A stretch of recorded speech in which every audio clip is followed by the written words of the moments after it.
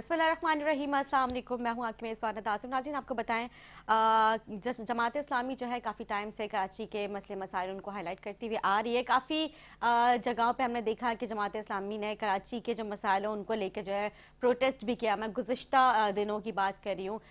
जमात इस्लामी ने, चाहे वो के इलेक्ट्रिक हो, वो मतलब गैस के हवाले से हो, या फिर जो है और दीगर इशूज़, बल्दियाती इशूज़ को भी लेके काफ़ी ज़्यादा जो है जमात इस्लामी जो है इनको भी जो है मैदान में कूदती हुई नजर आई है और जो है इनके ऊपर काफ़ी आवाज़ उठाती हुई नजर आई है। हमने देखा कि अभी रिसेंटली जो इशू चल रहा है जमात इस्लामी जो है बल्दियाती इशू, जो ट्रांजिशन पीरियड जो है वो अभी तक क्यों नहीं मुकम्मल हो पा रहा है, उसको लेके जो है काफ़ी जो है मतलब गुस्से का इजहार करती हुई नजर आई है। और इसके अलावा जो है अगर हम बात करें फ़लस्तीन का जो मतलब ये जंग का जो मामला चल रहे हैं उसको भी लेके जो है काफ़ी मतलब संजीदगी से जो है जमात इस्लामी ने इसमें भी अपना इजहार किया और फ़लस्तीनी बहन भाइयों के साथ जो इजहार यकजहती का भी उन्होंने जो है वो बाकायदा एक पूरा उन्होंने वहाँ पे उस पर जलसा किया और उसमें उन्होंने लोगों को बुलाया और जो है बल्कि ना सिर्फ जमात इस्लामी बल्कि कराची और कराची की जितने भी जमातें थी उन सभी को दावत दी गई। काफ़ी कामयाब जो है वो एक जलसा गया था।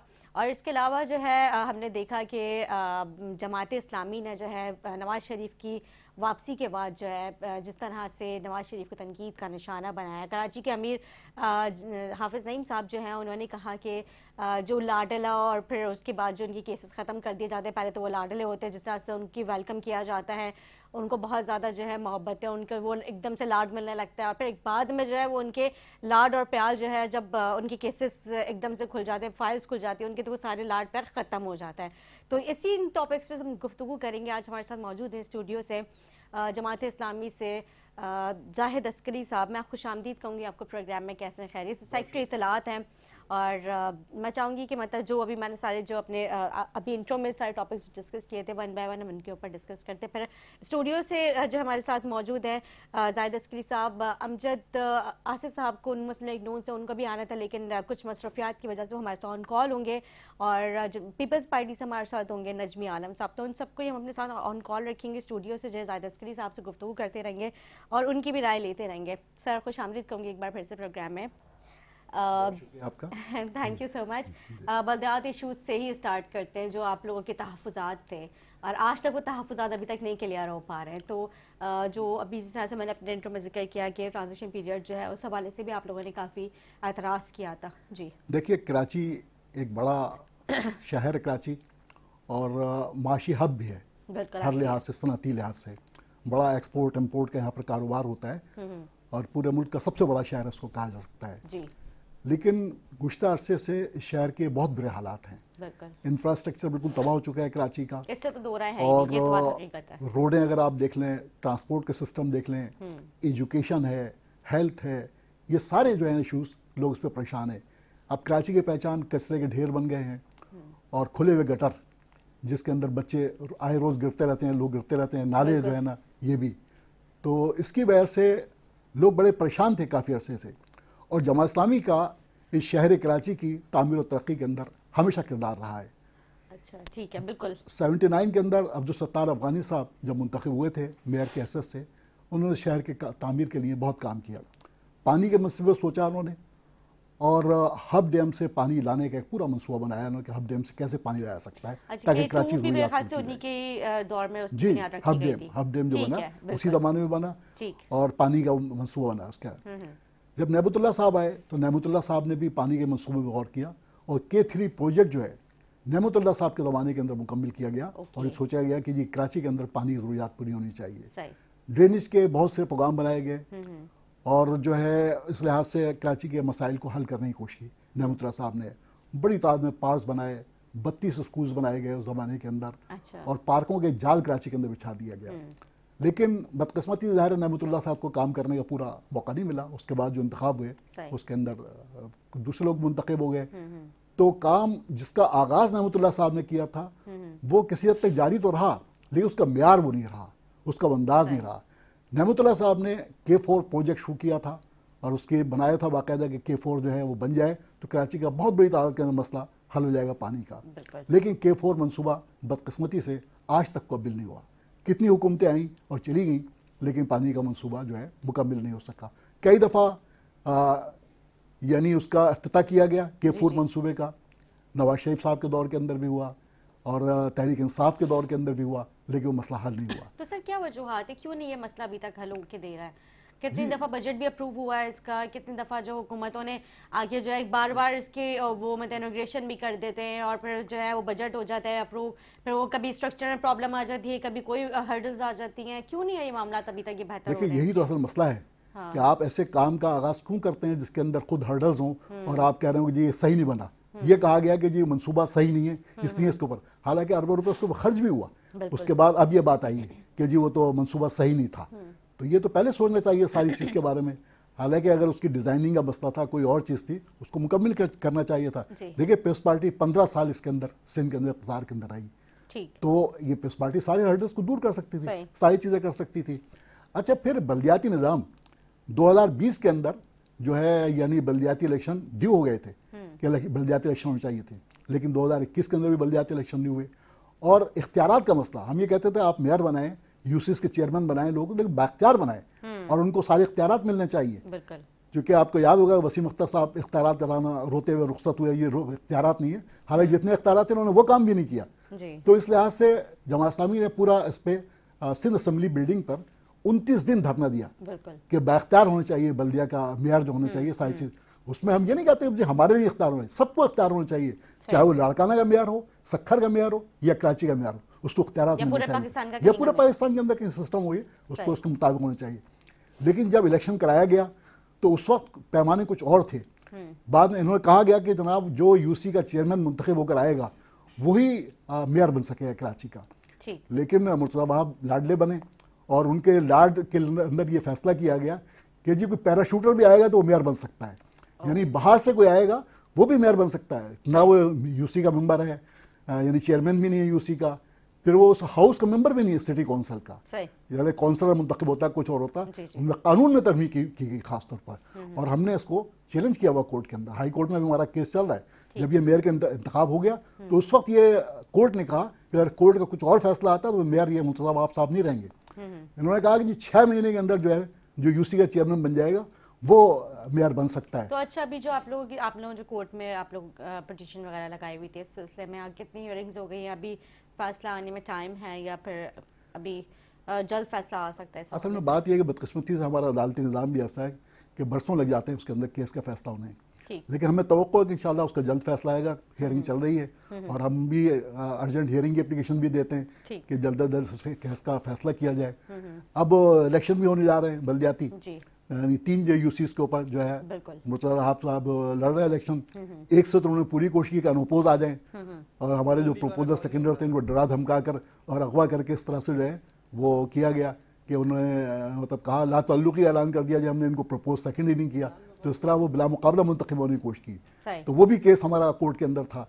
तो इस वजह से अच्छा, तो हमारा कहना यही था कि जी यूसीस को भी बाख्तियार होना चाहिए और टाउन को भी बाख्तियार होना चाहिए। इन्होंने क्या किया कि एक तो पहले जनवरी में इंतखाबात हुए, फिर मई तक जो है ना उसके अंदर फैसला नहीं हुआ कि मेयर का इंतखाब कैसे होगा, उसका होगा। फिर वो इंतखाब हुआ, इंतखाब होने के बाद भी ट्रांजिशन पीरियड उन्होंने कर दिया कि जी ट्रांजिशन पीरियड होगा और अबूरी मुद्दत के अंदर जो है। अभी जो सूबाई वजीर बल्दियात हैं निगरान, उनसे हमने मुलाकात की हाफिज नईम रहमान साहब ने और बात की कि जनाब हाफिज नईम रहमान साहब जो जुम्मानी साहब हैं उनसे मुलाकात, मुबीन जुम्मानी साहब से उनसे मुलाकात की और कहा कि ट्रांजिशन पीरियड खत्म होना चाहिए, वरना बल्दियाती नुमाइंदे कैसे काम करेंगे, इख्तियार नहीं होगा, फंड नहीं होंगे, पैसे नहीं होंगे तो कैसे काम करेंगे। उन्होंने कहा जी 31 अक्टूबर तक ये ट्रांजिशन पीरियड खत्म हो जाएगा। टाउन्स का तो खत्म हो चुका है, लेकिन अभी बजट देने में भी खासी दुश्वारी हो रही है कि मौजूदा मेयर साहब जो है बजट देने को तैयार नहीं। और यूसीस का काफी बड़ा ये मसला चल रहा है, मतलब टाउन्स को मेरे ख्याल से बजट रिलीज हो गया लेकिन यूसीस लेवल पे अभी तक बजट नहीं दिया गया है। हमारे टाउन्स के अंदर वो भी मसला है, अभी कुछ टाउन्स के अंदर बजट नहीं, जी जमात इस्लामी टाउन से अभी हाफिज नईम साहब ने एक प्रेस कॉन्फ्रेंस में ये बात कही थी कि जनाब हमारे जो टाउन नाज़मीन है उनको बजट नहीं दिया जा रहा। इसी तरह यूसी का भी मुर्तज़ा वहाब साहब तो उन्होंने तो कहा कि हम तो सबको इक्वल लेकर चल रहे हैं, हमने तो कोई किसी में कोई डिफरेंस नहीं रखा हुआ।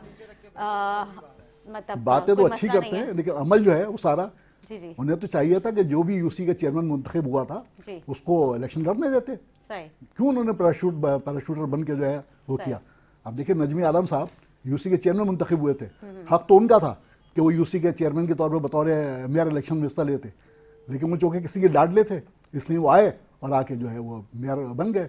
और मेयर भी किस तरह बने, वो सबके सामने कि मेजॉरिटी जमात इस्लामी की थी, सबसे ज़्यादा वोट जमात इस्लामी ने हासिल किए थे, लेकिन वो जो है एक ऐसा फ़र्क जिसके यानी ऐसी पार्टी जिसके वोट भी कम थे, जिसकी अक्सरियत भी नहीं थी उसके अंदर, तादाद के अंदर, कुछ को गायब किया, कुछ को डराया धमकाया, कुछ को इस तरह किया और पैराशूट के जरिए मेयर बन गए।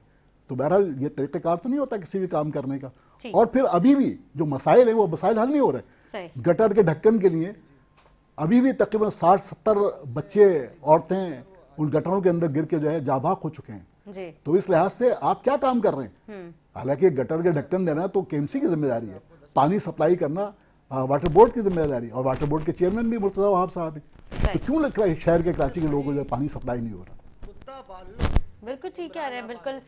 लेकिन जो है मुझे ये चीज़ समझ नहीं आई कि मुर्तज़ा साहब से जब भी मतलब प्रेस कॉन्फ्रेंस वगैरह होती है और उनसे जब सवालात करते हैं सहाफ़ी हज़रात, तो वो कहते हैं कि हमारे तो बीच में कोई इख्तलाफात नहीं है, हम तो आपस में बहुत अच्छे से चल रहे हैं, और बल्कि जो है अपने लोगों से ज़्यादा हम जमात इस्लामी के जो उनके जो चेयरमैन, टाउन चेयरमैन, जब उनका ज़्यादा ख्याल रखते हैं। देखिए आज भी न्यू कराची के अंदर पानी नहीं आता, औरंगी के बहुत से मकामात पे पानी नहीं आता, इसी तरह बल्दिया टाउन में पानी नहीं आता, लियारी के अंदर अक्सर जो है नलों के ऊपर लाइन लगी होती है बर्तनों की, वहां पर पानी नहीं आता। अच्छा। तो ये फिर क्यों नहीं होता? अगर आप सबको इक्वल लेके चल रहे हैं तो ये आप पूरे शहर के साथ एक जैसा सलूक करें, और मसाइल को हल करना आपकी जिम्मेदारी है। आप ये देखें वाटर बोर्ड के अब तो आप चेयरमैन हैं, अब तो आप ये बात कह ही नहीं सकते जी वाटर बोर्ड वाले नहीं मान रहे, वाटर बोर्ड वाले नहीं कर रहे, अब तो सारे इख्तियारात सब कुछ आपके पास हैं, और लाडले के हैसियत से वो सारी चीज़ें भी आपको हासिल है। तो फिर क्या मसला, क्यों कराची के मसले हल नहीं हो रहे? गटर के ढक्कन जैसी छोटी सी चीज वो आपको लोगों को नहीं दे सकते। इस पे तो उन्होंने तकरीब रखी थी, उस वक्त सबको उन्होंने इनवाइट किया था, उस पे ये जो गटर के ढकने थे उसके हवाले से तो काफ़ी जो है मतलब मैंने प्रोग्राम भी किया था, उस पर काफ़ी हमारी इस पर डिस्कशंस भी हो चुकी है, लेकिन उसके बावजूद वो ढकने अभी तक नहीं मिल पाए। जी जी, बड़ा दिलचस्प चीज़ हुई वहाँ पर कि यूसीज चेयरमैन वहाँ पर, यानी 247 ये यूसीज हैं वहाँ पर, वहाँ के लोग सारे पहुँचे, और पहुंचने के बाद पता चला कि गटर के ढक्कन तो भी है ही नहीं मौजूद, जो है वो बाद में दिए जाएंगे। बस खामखा आपने लोगों को जमा किया, एक तकरीब मुनक्किद कर ली, उसका कोई हासिल नहीं हुआ। और उसके बाद भी अभी भी लोग कह रहे हैं गटर के ढक्कन आप हमें फराहम कर, तो गटर के ढक्कन नहीं फराहम कर रहे। तो जो मेयर कराची के लोगों को यानी यूसीस को अपने गटर के ढक्कन ना दे और फिर वो कहे हम सबके साथ यकसा सलूक कर रहे हैं, मसावी सलूक कर रहे हैं, ये तो बहुत ही मजाक वाली बात है। बिल्कुल ठीक है, गुफ्तगू करेंगे, लेकिन एक शॉर्ट ब्रेक लेंगे, ब्रेक के बाद जो है तो जारी रखेंगे हमारे साथ।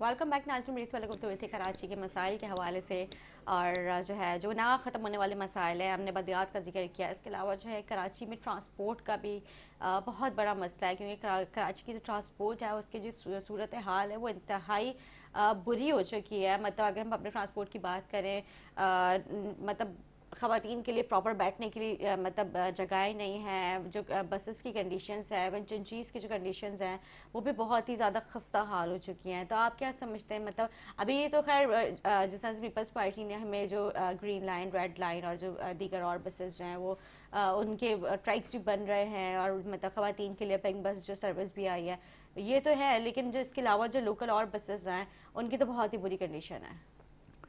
देखिए मैं K21 को इस लिहाज से बड़ा क्रेडिट देता हूँ कि जो कराची के इशूज़ हैं, अवामी मसाइल, उनको उठाते हैं ये, और इससे बहुत ज़्यादा फ़ायदेमंद बात है कि लोग बेदारी पैदा होती है, लोग अपने हुकूक का एहसास पैदा होता है। और ट्रांसपोर्ट के वाले से मैं आपसे अर्ज़ करूँ कि एक ज़माना था कराची के अंदर बेहतरीन ट्रांसपोर्ट थी, तकरीबन कोई 12 से 14 हज़ार बसें कराची के अंदर मौजूद थी, और कराची ट्रांसपोर्ट कॉरपोरेशन भी थी और SRTC भी थी, सिंध रोड ट्रांसपोर्ट कॉरपोरेशन थी। लेकिन बदकिस्मती से ये MQM के ज़माने में सब तबाह बर्बाद हुआ जी। और MQM के ज़माने में KTC बंद हुई कराची के अंदर, SRTC बंद हुई। तो KTC की बड़ी तादाद में बसों से एक बड़ा सपोर्ट मिलती थी, और ये बकिया बसें जो थी प्राइवेट बस ओनर्स की थी। लेकिन IROs की हड़तालों ने लोगों को तबाह बर्बाद किया, ट्रांसपोर्टर्स को, और जब भी हड़ताल होती थी रोज़ बसें जलाई जाती थी उसके अंदर, और लोग उसको अपने नुकसान को बर्दाश्त नहीं कर पाते थे। इस तरह करके कराची सर्कुलर रेलवे चलती थी जी। और कराची सर्कुलर रेलवे से बहुत बड़ा लोगों का ट्रांसपोर्ट का मसला हल था। बड़ी तादाद में लोग वहां से अपने घरों लेकिन फिर चलते वो भी थे और बंद कर दी पहुंचते। गई। फिर वो भी बंद कर दी सही। गई, वो भी एमक्यूएम के जमाने में बंद हुई। ठीक है। तो आप ये देखिए, तो वो कहते हैं ना, वक्त करता है परवरिश बरसों, हादसा एकदम नहीं होता। बिल्कुल। तो यही कैफियत है कि आज कराची के अंदर ट्रांसपोर्ट निज़ाम बड़ा तो बर्बाद है। और जैसे आपने फरमाया कि चिंगजी के मसाइल जो है ना, यानी पूरी दुनिया के अंदर ट्रांसपोर्ट के जदीद से जदीद निज़ाम हो रहा है। यानी ट्यूब्स बन रही है, और जो है मेट्रो ट्रेन चलाई जा रही है, मेट्रो बसेस चलाई जा रही हैं, येलो लाइन है, ऑरेंज लाइन है। लेकिन हमारे यहाँ ये सिस्टम है। हमारे यहाँ एक ग्रीन लाइन का मंसूबा बना, और वो भी इतनी बड़ी, उसके अंदर जो है ना बहुत बाद में जाकर मुकम्मल हुआ। ठीक। 2016 के सर, मैं अंदर था। आपके पास आऊंगी ट्रांसपोर्ट का, क्योंकि ज़रा एक बहुत अहम ये टॉपिक है जिस पे हम गुफ्तगू करें, मतलब प्रोग्राम का टाइम कम पड़ जाएगा, लेकिन डिस्कशंस हमारी जो है वो नहीं कंप्लीट हो पाएंगी। ये तो क्योंकि ज़ाहिर सर्कुलर रेलवे और बाकी जो कराची की जो लोकल ट्रांसपोर्ट है इसके हवाले से तो मतलब हम गुफ्तगू करते ही रहते हैं, और कितनी दफ़ा हमने प्रोग्राम्स भी कर लिया। लेकिन एक जो अभी मैंने अपने इंट्रो में जिक्र किया था, एक और जो है टॉपिक, जो कि नवाज शरीफ की वतन वापसी के बाद जो है जमात इस्लामी ने उनको तनकीद का निशाना बनाया, लाडला, फेवरेटिज्म और ये सारी बातें मतलब की गई उनकी वतन वापसी के बाद। तो आप क्या समझते हैं? क्योंकि मैं फिर जाऊंगी मुस्लिम लीग नून से, हमें अभी ज्वाइन किया है राजा अंसारी साहब ने, फिर उनसे भी उनकी रिव्यूज लूंगी। जी देखिए, बात यह है कि इलेक्शन जो है बिल्कुल फेयर होनी चाहिए, हर लिहाज से हर एक को पूरे पूरे मौके मिलने चाहिए, और कोई भी लाडला नहीं होनी चाहिए, ना किसी की आप बारियां। समझते हैं नवाज शरीफ साहब लाडले? जी, किस जमाने में वो लाडले थे। लाडले होने के बाद ये हुआ, जब मातूब हुए तो केसेस बने, सारी चीज़ें हुई उनके ऊपर, सही। वो फिर जेल चले गए, सजाएं हो गई उनको जो है। लेकिन उनके प्लेटलेट्स कम होने शुरू हो गए, तो बहालत मजबूरी उनको यहाँ से रवाना किया गया। किन हालात में रवाना हुए आप सब वाकिफ़ हैं। 50 रुपए के स्टाम्प पेपर देकर वो यहाँ से गए थे, और जो उनके भाई हैं उन्होंने जमानत दी थी कि जब वो वापस आ जाएंगे। लेकिन 4 साल तक उनका इलाज मुकम्मल नहीं हुआ। जब सारी सेटिंग हो गई उनके लिहाज से, वो समझते थे कि अब कोई मसला नहीं है हमें, यहाँ भी केसेस जो है उनका ये हो गया कि जी अपीलें खुल गई उनकी, कानून में तरमीम हो गई। फिर सारी यकीन दहानियों के बाद वो पाकिस्तान आए, और जिस तरह उनको सरकारी प्रोटोकॉल मिला, और अब हवाई अड्डे के ऊपर जो है वहाँ पर एयरपोर्ट के ऊपर बाकायदा बायोमेट्रिक वहाँ पर हुआ। तो ये सारी चीज़ें हम कहते हैं हर एक को बराबर मुकाबला करने का होना चाहिए, किसी पार्टी में पाबंदी नहीं होनी चाहिए, वो पीटीआई हो, पीपल्स पार्टी हो, मुस्लिम लीग नून हो, सबको बराबर मौके मिलने चाहिए, और इलेक्शन हो, जो भी जीते वो हुकूमत बनाए। लेकिन ये बारियां लेना, इस तरह से लाडला हो जाना, इंतजार करना, इस्टेब्लिशमेंट से अपने मामलात को तय करना, कल को बहुत एग्रेसिव होकर लोगों के नाम लेना कि जी फला फला इन्वॉल्व में, और फिर नाम ले लेना कि जिस मैंने अल्लाह पर छोड़ दिया, तो पहले सोच लेते कि अल्लाह पे क्या छोड़ना और अल्लाह पे क्या नहीं छोड़ना। तो इस लिहाज से अचानक ये सारी चीज़ें होना, ये अंदाज़ा होता है कि क्या चीज़ होने जा रही है। ठीक है। हमारे साथ ऑन कॉल मौजूद है मुस्लिम लीग नून से राजा अंसारी साहब। सर, बात हो रही है, आपने मेरे ख्याल से थोड़ी गुफ्तगू सुनी ही होगी। मेरे साथ मौजूद है जमात इस्लामी से जाहिद अस्करी साहब। तो उनसे मैं गुफ्तगू कर रही थी, क्योंकि मैंने देखा गुज़िश्ता दिनों जब हाफिज़ नईम साहब जो है वो जमात इस्लामी कराची के अमीर, उन्होंने जो है प्रेस कॉन्फ्रेंस भी की थी, उस पर जो है नवाज शरीफ की वतन वापसी के बाद जो उनको काफ़ी तनकीद का निशाना बनाया गया। उनका कहना ये भी था कि ये जो फेवरेटिज्म है इसको ख़त्म होना चाहिए। जिस तरह से उनको प्रोटोकॉल दिया गया हवाई अड्डे पे, और जो है उनका एयरपोर्ट पर जिस तरह से उनको उनका बायोमेट्रिक किया गया, और इसके अलावा जिनकी केसेस में जो उनको रिलीफ मिल रहा है, तो ये सब चीज़ें नहीं होनी चाहिए। बारी का इंतजार नहीं होना चाहिए। जब आपके केसेस आपको लगा कि जो है उनको रिलीफ मिला है, तो वो उन्होंने वतन वापसी के लिए जो है तैयारियां शुरू कर दी। तो आप क्या समझते हैं कि मतलब ये कोई फेवरेटिज्म है, कोई मतलब एस्टैब्लिशमेंट के साथ इनकी कोई सेटिंग हुई है? क्योंकि ये जो तनकीद की जा रही है इसका मैं चाहती हूँ कि मुझे शॉर्टली आंसर कीजिएगा। जी, बहुत शुक्रिया निदा। असल में इशू ये है कि वो लोग जिन्होंने हमेशा एस्टेब्लिशमेंट के कंधों पे रह के सियासत की है, आज उन लोगों को बड़ी तकलीफ हो रही है। और मैं समझता हूँ कि कराची को जिस तरह से जमात इस्लामी की सियासत में, जी मैं ये कह रहा हूँ कि कराची को जिस तरह से जमात इस्लामी की सियासत ने तबाह और बर्बाद किया है, और सिर्फ खोखले नारे दिए हैं। आज वही खोखले नारे दूसरी तरह से यूं सुनने में आ रहे हैं कि जी मियां नवाज शरीफ को कोई लाडला कह रहा है, कोई क्या कह रहा है। लेकिन मैं समझता हूं कि ये सरासर एक बहतान है, इसके अलावा कुछ भी नहीं है। ये फिल्म आधे से शुरू करके बता रहे हैं, ये शुरू से नहीं बता रहे। शुरू से मैं बता देता हूं। शुरू वहां से हुई थी कि मियां नवाज शरीफ और उसकी बेटी को अदालतों से सजाएं दिलवाई गई, और उसके लिए इस्लामाबाद हाई कोर्ट के जज साहब ने बरमला अपने बार के सामने अपनी बार को, अपनी माँ को गवाह बनाकर कहा कि हमारे पास कुछ लोग आए, हमारे हमारे इदारों के लोग आए और उन्हें हमारे चीफ जस्टिस को कहा कि नवाज शरीफ और उसकी बेटी को सजा दो, वरना हमारी 2 साल की मेहनत बर्बाद हो जाएगी। उसके बाद वो सजा मिलती है और सजा देने वाला जज कहता है कि मेरे जमीर पर बड़ा बोझ है, मैंने ये गलत सजा दी है। और आज जब तमाम कवानीन के अंदर तरामीम के बाद कानूनी और आईनी रास्ते से मियां नवाज शरीफ को कोई रिलीफ मिल रहा है, और वो इसलिए मिल रहा है कि उसने बर वक्त कह दिया था कि मैं सारे मामले अल्लाह पे छोड़ता हूँ। उसने कभी नहीं ये कोई अभी 21 अक्टूबर को ये स्टैंड नहीं लिया है। उसने उसी वक्त कहा था कि मैं अपने मामला अल्लाह पे छोड़ता हूँ, और जब मामला अल्लाह पे छोड़ा जाता है तो फिर अल्लाह इसी तरह इंसाफ करता है और अल्लाह की लाठी बे आवाज होती है। आज वो लोग जो कराची के बिजनेसमैन तबके को जाकर हिरासा करते हैं, वो जाके कराची के कारोबारी तबके को जाके वहां पे उनकी ऑफिसों पे धावा बोलते हैं और उन्हें ब्लैकमेल करते हैं ताकि कराची फल न सके, फूल ना सके, और फिर सारे कराची में बैनर लगाते हैं कि हम सिंध के वडेरों को नहीं छोड़ेंगे और नफरत की सियासत करते हैं। आज वो सबसे ज्यादा मियां नवाज शरीफ की सियासत से खौफजदा है।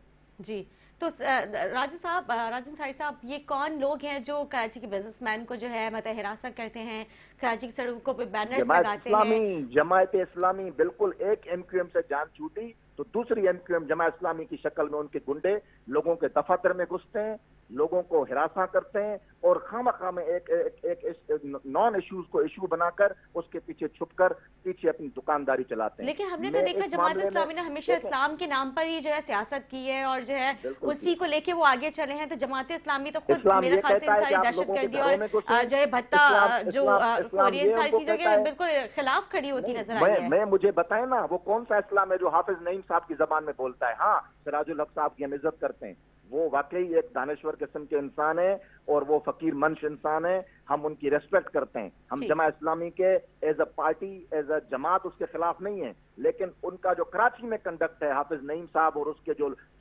नीचे जो लोग हैं वो सरासर ब्लैकमेलिंग पे पॉलिटिक्स कर रहे हैं। वो इस वक्त पूरी कराची को यरगमाल बनाने की कोशिश कर रहे हैं और वो नाकाम कोशिश है। और इंशाल्लाह पाकिस्तान की जो मोहब्बी वतन जमातें हैं वो इनकी इस कोशिश को नाकाम बनाएंगी, क्योंकि अगर हकीकत पे देखा जाए तो मैं समझता हूं कि पूरी कराची के अंदर जमात इस्लामी और उसके गुंडे जो कभी तालीमी इदारों के अंदर लोगों को मारते हैं, दहशतगर्दी फैलाते हैं, फिर जाके कारोबारी तबके के अंदर जाके उनको जाके हिरासा करते हैं और उनसे पैसे बटोरने की कोशिश करते हैं। तो ये है इनका असल चेहरा कराची के अंदर। लेकिन ओवरऑल मैं समझता हूं कि अगर हम ये मियां नवाज शरीफ पे आज तनकीद कर रहे हैं या आज उनको लाडला कर रहे हैं, इसके पीछे सिर्फ और सिर्फ खोखले नारे हैं, इसमें कोई हकीकत नहीं है। ठीक है सर, आप हमारे साथ कॉल पे रुकिएगा। आप मेरे से कॉल पे रुकिए। मैं जाहिद साहब आपके भी जो है कमेंट जानना चाहूंगी, आप क्या कहते हैं? वैसे तो मुझे साफ आवाज़ नहीं आई उनकी, राय साहब ने क्या कहा, लेकिन जो कुछ मैं समझ सका हूँ वो ये समझते हैं कि शायद जमात इस्लामी भत्ताखोरी के अंदर मुलव्वस है। देखिए, बात यह है कि एमक्यूएम हमेशा इनकी इत्तेहादी रही है मुस्लिम लीग नून के साथ जी। लेकिन एमक्यूएम का तरीका वारदात हमेशा ये रहा है कि जब कश्ती डूबने लगती है, उन्हें नजर आता है कि कश्ती डूबने वाली है, तो फौरन छलांग लगाते हैं सबसे पहले। तो जब वो तहरीक इंसाफ का उन्हें गलगला नजर आया, समझा उन्होंने कि भाई अब ये शायद लाडले होने वाले हैं तहरीक इंसाफ वाले, तो सीधे उनकी तरफ चले गए। तो फिर ज़ाहिर है नवाज शरीफ साहब तन्हा रह गए। और भत्ताखोरी का इल्ज़ाम तो जमात इस्लामी से मुताल्लिक़ बात करना, ये तो एक हाई कोर्ट के अंदर भी केस गया था, उसके अंदर भी बात हुई कि जी नहीं, ये जमात इस्लामी के अंदर इन्वॉल्व नहीं है। हाई कोर्ट ने ही कहा था, इतना लियारी के हमारे एक साथी थे, उनके ऊपर इल्ज़ाम लगा था, क्लियर हुए थे वो चीज़ जो है। जमात इस्लामी कभी भी भत्ताखोरी में मुलव्वस नहीं हुई। नहीं, एक और थे, फजलुर रहमान थे हमारे यूसी के चेयरमैन, उनके ऊपर बात आई थी। तो जमात इस्लामी पे तो कभी किसी ने इल्ज़ाम नहीं लगाया कि इस हवाले से भत्ताखोरी के। हाँ, एमक्यूएम पर तो वाज़ेह इल्ज़ाम लगते रहे और साबित भी हुई है। जो फैक्ट्री जलाई गई है बल्दिया के अंदर, वो जो है किसने जलाई थी फैक्ट्री, और उसके जो कारकुन थे, अब तो मुस्तफा कमाल साहब भी तस्लीम करते हैं हमारे कारकुन थे, सिर्फ उन्हें क्यों सजा दी गई, क़यादत को सजा दी जाए। तो 249 अफराद जो है जिंदा इंसान जला दिए गए उस फैक्ट्री के अंदर भत्ताखोरी की वजह से। आप उन्हें तो नहीं कहते जनाब वो भत्ताखोरी के अंदर थे। जमात इस्लामी जिसका एक आदमी भी कभी मुलव्वस नहीं हुआ, कभी कोई एक केस भी जमात इस्लामी पर नहीं बना, उन्हें कहते हैं। ये बात जो है मेरे ख्याल है ये बहुत ही वैसी बात उन्होंने कही है, उन्हें सोचना चाहिए इसके ऊपर। हम मुखालफत जरूर करते हैं, लेकिन सियासी जमात इस्लामी जो नवाज शरीफ के अगेंस्ट जो बातें कर रही है, वो उन सारी बातों में कोई वजह नहीं है, वो सारी खोखली बातें हैं। देखिए, हम तो ये बात कर रहे हैं कि भाई सबको बराबर फील्ड मिलनी चाहिए। इसी लिहाज से हमने बात की कि किसी को लाडला नहीं बनाना चाहिए, किसी को एक्स्ट्रा ऑर्डिनरी सहूलियात फराम नहीं होनी चाहिए, हम इसके हवाले से बात कर रहे हैं। वरना जाहिर है कोई हम ये बात नहीं कर रहे किसी और हवाले मेरे ख्याल से अभी तक तो एक्स्ट्रा ऑर्डिनरी कोई उनको सहूलियात नहीं फराम की गई हैं। नहीं, मैंने आप बताया ना आपको कि ये एयरपोर्ट के ऊपर ये सहूलियत जो फराम की गई, बायोमेट्रिक की सारे केसेस उनके जो है खुल गए, वजीर आजम उसके बगैर वो आए नहीं, हो चुके हैं, वो उसके बगैर वो आए नहीं पाकिस्तान, वजीर आजम रह चुके हैं, तो जाहिर है वो तो प्रोटोकॉल थोड़ा नहीं, बहुत इतना वजीर आजम तो रह चुके थे, उसके बाद जो उनको सजा हुई, सजा होने के बाद उन्हें जेल में होना चाहिए था, लेकिन वो मुल्क से बाहर गए सारी सहूलियात साथ, और 50 रुपए के स्टाम्प पेपर पे कि जी वापस आ जाएंगे। 4 साल उनको लग गए। अच्छा, जब सारी यकीनदानियां उन्हें हासिल हो गई हर तरह की, उसके अंदर आइन में तरमीम हो गई, सब कुछ हो गया, कोर्ट से हो गया कि जी सारे केसेस खुल सकते हैं, रिव्यू हो सकता है, फिर वो आए यहाँ पर, और आने के बाद कोर्ट वहाँ पर जो है सहूलत फराम हो रही है। पंजाब गवर्नमेंट के बारे में फैसला कर देगी, ये सारे जो मुकदमात उनके खोल दी जाएंगे, उनको सजा जो है, सजा की मुखालफत की सूबाई गवर्नमेंट ने पंजाब की, तो यही सहूलियात है जिसके बारे में हम बात कर रहे हैं। ठीक है, राजन सारी साहब आप क्या कहते हैं? देखें, इशू ये है कि मैंने पहले भी अर्ज किया कि क्या मियां नवाज शरीफ के ऊपर बनाए गए केसेस दुरुस्त थे। सबसे पहली बात यह है कि अभी चंद दिन पहले सिराजुल हक साहब ने एक टीवी पे इंटरव्यू देते हुए कहा कि नवाज शरीफ के साथ बड़ी ज्यादती हुई। उन्होंने ये भी कहा कि 2018 में इमरान खान को चेयरमैन पीटीआई को जिस तरह लाया गया वो भी बड़ी ज्यादती थी, और मियां नवाज शरीफ के साथ जो है वो इंतकामी कार्रवाई हुई है।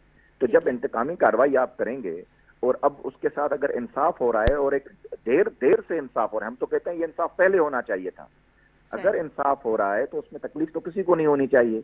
बाकी रही बात कि जी एयरपोर्ट पे बायोमेट्रिक हो गया, ये हो गया, ये शायद नहीं जानते। परवेज मुशर्रफ के जमाने में भी जब मियां नवाज शरीफ आए और उनको दोबारा डिपोर्ट किया गया, उस वक्त भी उन्हें वीआईपी लाउंज में ही बिठाया गया था। वो पाकिस्तान के बहुत मोतबर तरीन सियासतदान हैं, वो कोई आम इंसान नहीं है कि आप कहें कि जी वो कोई लाइनों में लग जाएं या ये करें। हुकूमत वक्त डरती है उनको लाइन में खड़ा करने से, मैं आपको बता दूं। तो वो ये बात नहीं है कि उनको कोई स्पेशल कोई इस तरह की कोई चीज मिल रही है। वो जो भी सरबराहाने जमात नेशनल पार्टी के जितने भी सरबराह होते हैं उनको यही प्रोटोकॉल दिया जाता है, और ये हमारे पाकिस्तान की जमीनी हकायक हैं। और इसमें यह कहना कि जी कोई लाडला हो गया किसी को ज्यादा, बाकी रही बात कि ये कहते हैं कि सबको बराबर मौके मिलने चाहिए और इलेक्शन फ्री एंड फेयर होने चाहिए, तो जनाब आली इस मुल्क में इलेक्शन फ्री एंड फेयर कराने के लिए जो कुर्बानियों की तारीख है उसमें हमारा लहू शामिल है, हमारी कुर्बानियां शामिल हैं। तो लिहाजा ये सारी बातें करने से पहले तारीख का मुताला जरूर कर लें। ठीक है सर, मैं आपसे एक मासूमाना सवाल करना चाहूंगी।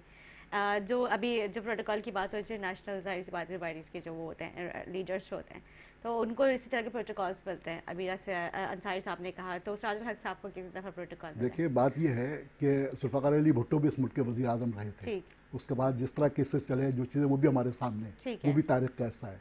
अच्छा, इसी तरह इमरान खान जो है वो भी वज़ीर आज़म रहे थे, वो भी आम शख्सियत नहीं, अगर साबिक़ वज़ीर आज़म की बात है। अब जिस तरह से उनके साथ हो रहा है, जिस वक्त उनको पकड़ा गया है, वो बायोमेट्रिक के लिए तो गए थे, किस तरह पकड़ा गया, किस तरह धक्के दिए गए, ये सारी चीज़ें सामने हैं हमारे। तो मैं तो उस लिहाज से बात कर रहा हूँ, किसी के साथ ऐसा सुलूक, किसी के साथ दूसरा सुलूक, ये नहीं होना चाहिए। सबको यकसा होना चाहिए, सबको यकसा मौके मिलने चाहिए।